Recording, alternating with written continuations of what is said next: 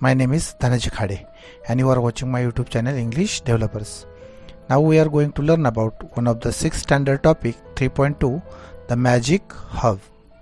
The magic herb म्हणजेच जादूची औषधी वनस्पती.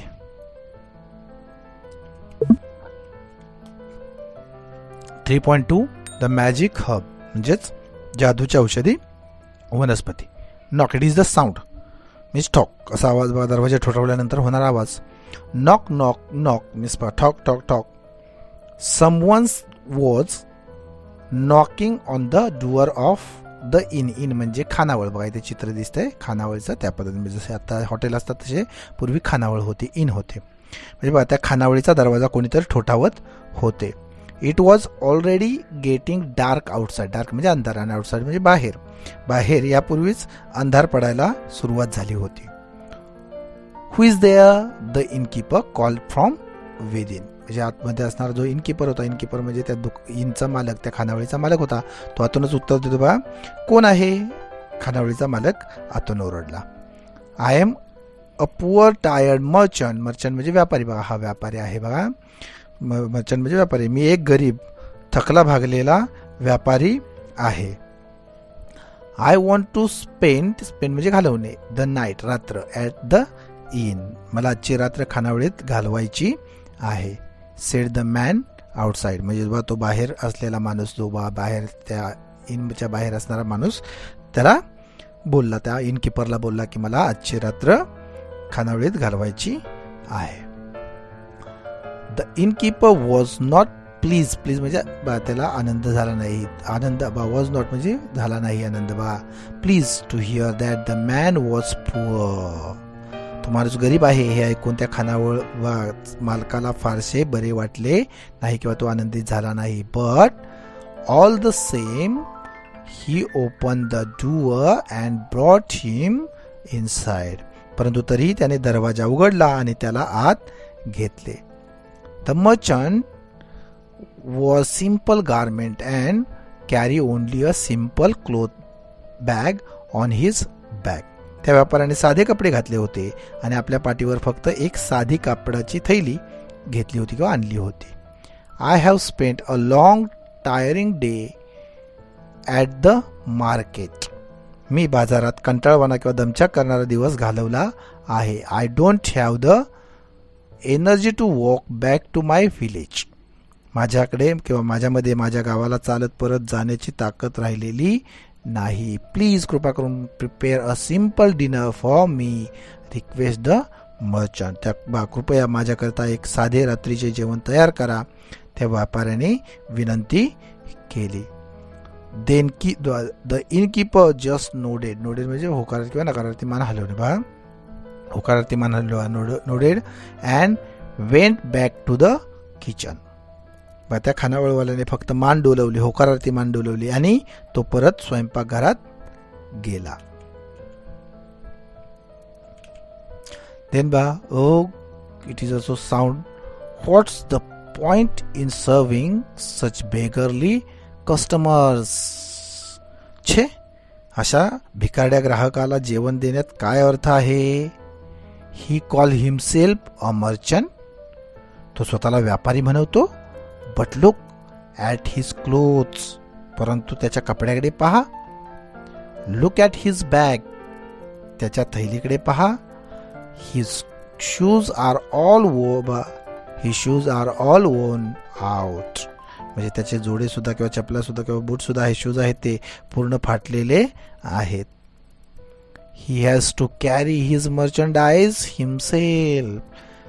त्याला त्याच्या व्यापारी वस्तू किंवा माल आहे तो स्वतःच वाहून आणाव्या लागतात. Cannot afford a servant. त्याला नोकर ठेवणे परवडत नाही. Cannot afford even a good meal. चांगले जेवण सुद्धा त्याला परवडत नाही. He began to complain to his wife. तो आपल्या पत्नीजवळ कुरबुर करू लागला. तो इनकीपर होता तो. बघा you are right said his wife. बघा तुमचे म्हणणे बरोबर आहे, त्याची पत्नी त्याला म्हणाली. She was as greedy. Greedy म्हणजे लोभी. And unkind as her husband. ती तिच्या नवऱ्यासारखीच लोभी आणि निर्दय किंवा निष्ठुर. हे अनकाइंड मीन्स निर्दय किंवा निष्ठुर होती. We cook a meal for him, give him a place to sleep and what is he going to pay in return. आपण त्याच्याकरता जेवण शिजवणार, त्याला झोपायला जागा देणार आणि त्या बदल्यात तो आपल्याला कितीशे पैसे देणार. अशी बात ही तिची बाजी इनकीपरची मालकीन आहे ती किंवा त्या इनकीपरची बायको आहे ती त्याला बोलली, वाईफ आहे ती बोलली. Just a couple of coins may be. कदाचित केवळ 2 नाणी देईल. Why did you take him in. तुम्ही त्याला आत का घेतले. Drive him out. त्याला हकलून लावा. अशी ती इनकीपरची जी पत्नी आहे ती त्याला बोलत आहे. देन बघा, no no said the innkeeper. नाही नाही, तो खानावळवाला तिला म्हणाला. That is not good for our reputation. ते आपल्या प्रतिष्ठेला किंवा नावलौकिकाला शोभणार नाही. But I have an idea. परंतु मला एक कल्पना सुचली आहे किंवा माझ्याकडे एक आयडिया आहे. A very clever idea. एक अतिशय हुशार किंवा चाणाक्ष कल्पना आहे. I have this magic herb. माझ्याकडे ही एक औषधी वनस्पती आहे. आय बॉट इट लॉंग एगो. मी फार पूर्वी किंवा लॉंग एगो फार पूर्वी ती विकत घेतलेली होती. Whoever eats this herb forgets something. जो कोणी ही औषधी वनस्पती खातो तो काहीतरी विसरतो. We will cook a good meal for this fellow and add the magic herb to it. आपण त्या माणसाकरिता चांगले जेवण तयार करू आणि त्यात ती अद्भुत औषधी वनस्पती मिसळू. Then he is sure to forget some of his merchandise here tomorrow. त्यानंतर उद्या तो त्याच्या व्यापारी मालापैकी काही माल येथे नक्कीच विसरून जाईल. देन बघा, how clever you are exclaim the wife. तुम्ही किती हुशार आहात, ती पत्नी उद्गारली. Yes, what else can he forget. बरोबर आहे, तो दुसरं काय विसरणार. He has just his merchandise with him. त्याच्याकडे त्याच्याबरोबर फक्त त्याचा व्यापारी माल आहे. मे बी म्हणजे कदाचित, maybe he will forget all of it and leave it behind here. कदाचित तो त्याचा सर्वच माल विसरेल आणि येथे मागे सोडून जाईल. It will surely be ours tomorrow. तो सर्व माल उद्या नक्की आपलाच असेल. So that's what the greedy couple did. तेव्हा त्या लोभी जोडप्याने तसेच केले. They cook a tasty meal for their customer and added the magic herb to it. त्यांनी त्यांच्या ग्राहकासाठी स्वादिष्ट जेवण शिजवले आणि त्यात त्यांनी ती अद्भुत औषधी वनस्पती मिसळली. The poor merchant did not suspect anything. तो त्या गरीब व्यापाऱ्याला कोणती शंका आली नाही. He thanked the innkeeper for the good meal and went to bed. त्याने त्या चांगल्या जेवणाबद्दल त्या खानावळवाल्यांचे आभार मानले आणि तो झोपी गेला. The next morning as soon as the innkeeper and his wife woke up they went to the merchant's room. दुसऱ्या दिवशी सकाळी तो खानावळवाला आणि त्याची पत्नी झोपेतून जागे होताच ते त्या व्यापाऱ्याच्या खोलीत गेले. बटलास, परंतु अरे रे, the merchant was not there. तो व्यापारी तेथे नव्हता. The room was empty. ती खोली सुद्धा रिकामी झाली होती.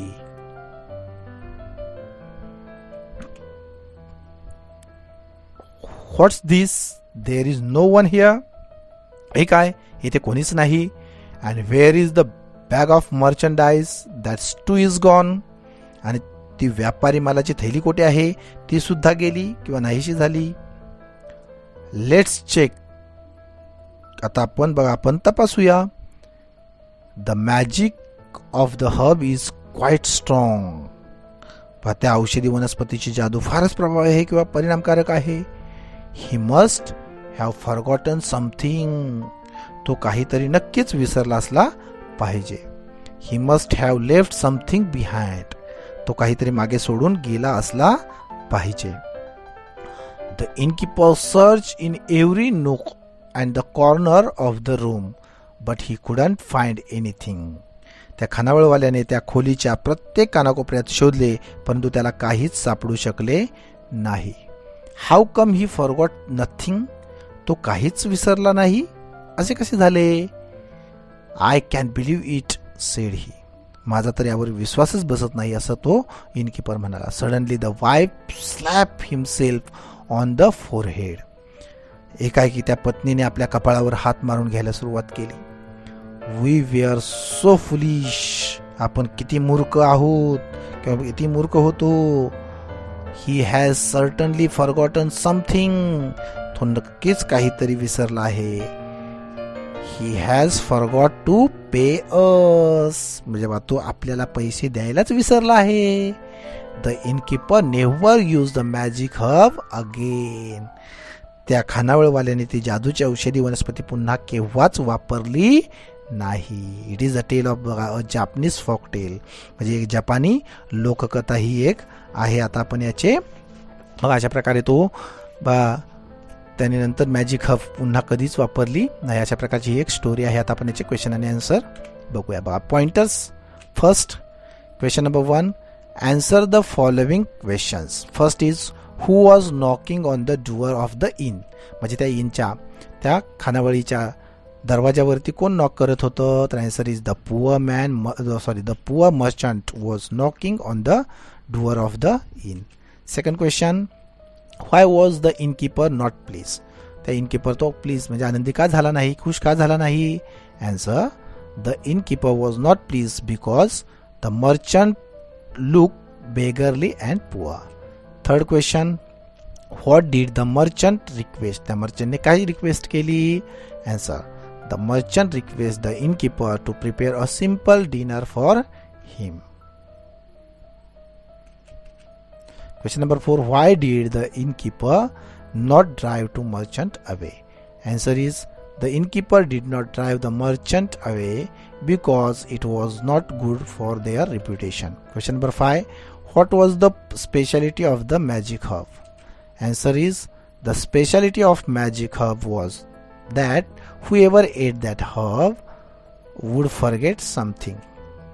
Question number 6, what did the merchant forget? Answer, the merchant forgot to pay for the innkeeper he ate and his stay at the inn. Question number 2, from group convert the story into play. Read your play aloud. म्हणजे बघा इथे तुम्हाला play सारखे तयार करायचं आहे, नाटकासारखं तुम्ही तयार करू शकता वर्गामध्ये आणि त्या पद्धतीने वर्गात घेऊ शकता. Question number 3, describe the merchant and the innkeeper with the help of the story and using your own imagination. आता पहिला बघूया आपण मर्चंट. मर्चंट कसा आहे होता बघा. Merchant, the merchant, he was a poor merchant. he wore a simple garment. त्याने अगदी साधी कपडे घातले होते. and carry only a simple cloth bag on his back for his goods.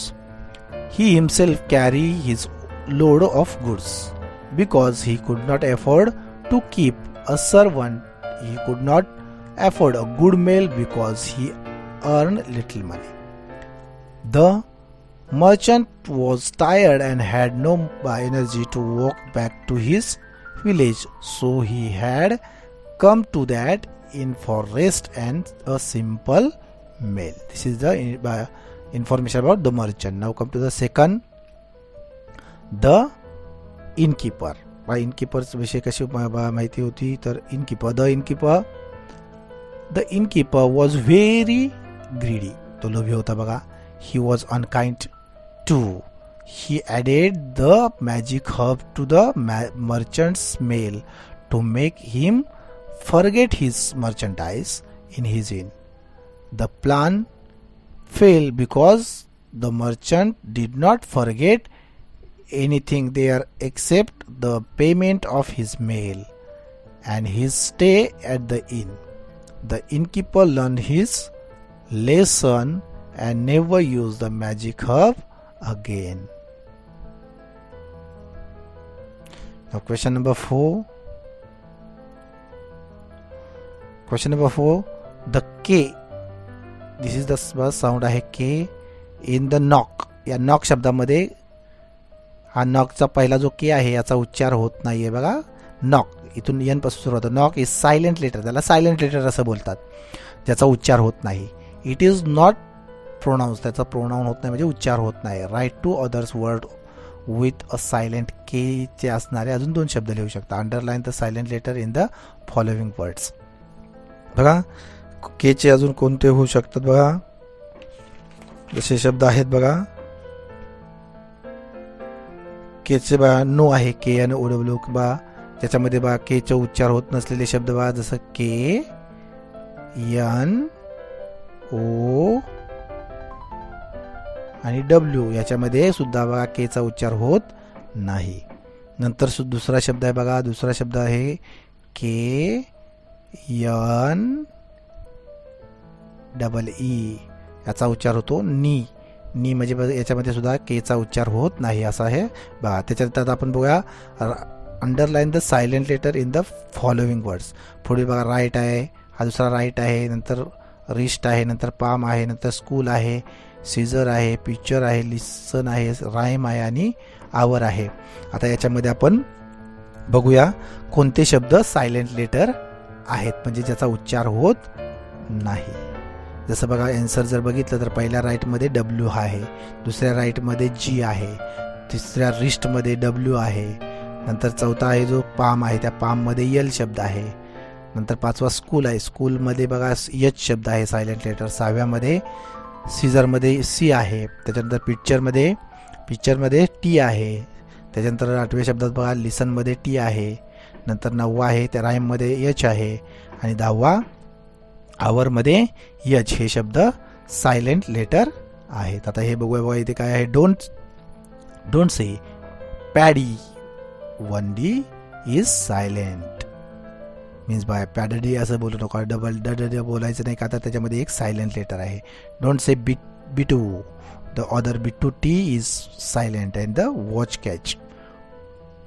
Then walk talk or the dodge board या पद्धतीने बघा इथे दिलेलं आहेत. इथे सुद्धा काही शब्द बघा दिलेले आहेत त्या पद्धतीचे सायलेंट लेटर म्हणजे ज्याचा उच्चार होत नाही. Now come to the question number 5. Read what the following characters are telling you no. पुढील कॅरेक्टर्स काय बोलत असतील हे तुम्हाला सांगायचं आहे. जसं बघा पहिला आहे ए आहे. I am a wild boar, I live in jungle, I sharpen my tusk yesterday, now I am ready, I will drive my enemy away. इथे सुद्धा बघा.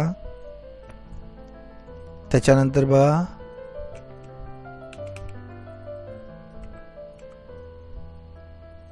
सेकंड आहे B. Hi, I am Newzo, last week my teacher asked us to do a project. I will visit planet Earth for my project. I live on faraway planet. नंतर आहे C आहे बघा. Good afternoon friends, this is my friend fox. Once he played a trick on me, I taught him a lesson, now he will behave himself. Then D बघा. We have an in Japan. We tried to use a magic herb on the poor merchant. We will never use the magic herb again. या पद्धतीने ते expression कर. Their sentence properly in the timeline. म्हणजे याच्यातले शब्द आपल्याला timeline मधले बघायचे आहेत बघा. ॲक्शन इन पास्ट म्हणजे भूतकाळातील आहे. द सिच्युएशन ॲट प्रेझेंट म्हणजे सध्याच्या काळातील आहे आणि फ्युचर ॲक्शन म्हणजे फ्युचर म्हणजे भविष्य काळातील आहे. आपल्याला बघा इथे तिन्ही टेन्समधले ॲक्शन बघायचे आहेत बघा. कसे आहेत बघा इथे. जसं I sharpen my tusk yesterday, याच्यामध्ये शार्पन लांडलं आहे बघा. त्याच्यानंतर आहे last week my teacher ask us to do a project. Ask. त्याच्यानंतर बघा once he play a trick on me, याच्यामध्ये बघा प्लेड. त्याच्यानंतर आय टॉट, त्याच्यामध्ये टॉट बघा him a lesson. We tried to use a magic herb on the poor merchant. हे झाले action कसे आहेत तर पास्टमधले आहेत सर्व. आता हे बघा प्रेझेंटमधल्या I am a wild boar किंवा I live in a jungle किंवा आय एम रेडी किंवा hi I am Newzo. I live on a faraway planet.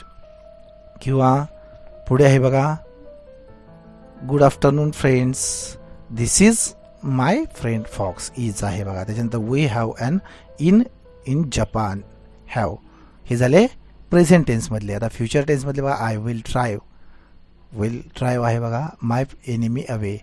I will visit planet Earth for my project. Will आणि visit आहे.